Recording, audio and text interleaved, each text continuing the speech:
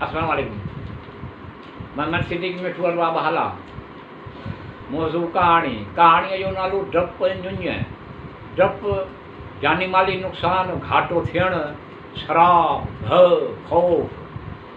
ञुञ जानी माली फ़ाइदो नफ़ो थियणु, ढ भलाई उमेद, जुञ सिराब। Part number 63।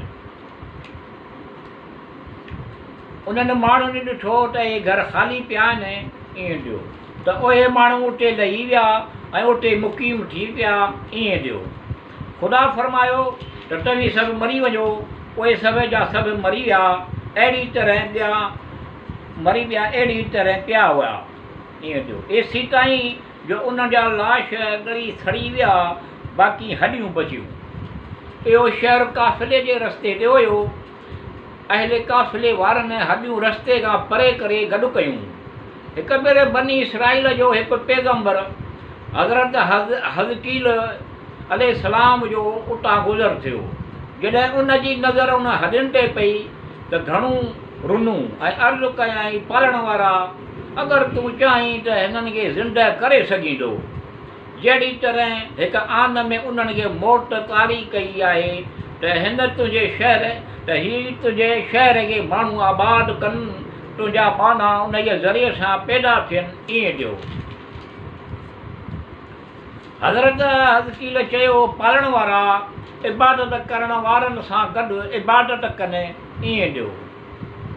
त ख़ुदा वही मोकिली फरमायो हज़रत हज़कील खे तूं चाहीं थो त उन्हनि खे ज़िंदह करियां, ईअं ॾियो। हज़रत हज़कील चयो, हा मुंहिंजा पालणहार वारा, ईअं ॾियो। ख़ुदा हज़रत हज़कील खे इस्म ऐज़म ज़रिए वही तइलीम फरमायो। ख़ुदा हुकुम ॾिनो त उन नाले सां सॾु करियो त उन्हनि खे ज़िंदह करियां। जॾहिं हज़रत हज़कील जो इस्म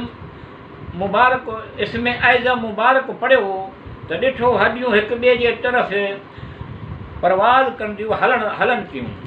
एसी ताईं जो उन्हनि जा ऐज़ा दुरुस्त थिया ऐं ज़िंदह थी हिक ॿियनि खे ॾिसनि पियूं ऐं ख़ुदा जी तस्बीह में तहलील करणु लॻा। ऐं हज़रत हज़कील चयो, आउं गवाही थो ॾियां त ख़ुदा हर शइ ते क़ादिर आहे, ईअं चयो। मनक़ूल आहे त हिकु जमायत नौरोज़ जे ॾींहुं ज़िंदह थी हुई, जंहिं पैगंबर जे दुआ सां उहे माण्हू ज़िंदह थिया हुआ। ख़ुदा उन्हनि ते वही कई हुई। उन हॾियुनि ते पाणी छिड़कियईं। उन्हनि पाणी छिड़कियो त उहे सभु ज़िंदह थिया हुआ। उन जी तइदाद 30,000 हुई। अजम में उन सबब जे करे रवाजु थी वियो। हिक ॿियनि ते पाणी छिड़कनि था ऐं उन्हनि जो सबबु ॼाणनि कोन था, ईअं ॾियो। हज़रत यूशुअ अलैहिस्सलाम बिन नून हज़रत मूसा अलैहिस्सलाम खां पोइ बनी इसराईल खे शाम जे शहर में आबाद कयो। शाम खे उन्हनि में तक़सीम कयो। उन जे हिकु गिरोह खे बैलबिक में जॻह ॾिनी, जिन में हज़रत एलियास बि हुयो ऐं उन्हनि ते ई मबूस थियो। उन्हनि में हिकु बादशाह हुयो जेको माण्हुनि खे बुग़ल नाले हिकु बुत जी परतिश ते वरगलाईंदो हुयो, परतिश करण ते वरगलाईंदो हुयो। हज़रत इलियास संदसि क़ौम खे चयो, तव्हां माण्हू अज़ाब ख़ुदा खां डिॼो।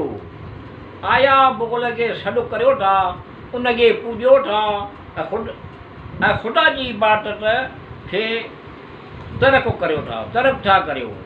अल्लाह ख़ुदा रब्बुल आलमीन बहितरीन पैदा करण वारो आहे। अल्लाह तव्हांजो रब आहे। तव्हांजे गुज़िरियल अबनि ॾाॾनि जो खे पैदा कयो आहे। अल्लाह तव्हांखे पैदा कयो आहे। तव्हांजे अबनि ॾाॾनि गुज़िरियल अबनि ॾाॾनि जो बि उन्हनि माण्हुनि इनकार कयो, तकज़ीब कई ऐं हज़रत इलियास जे उन चवण ते बावर कोन कयो, ईअं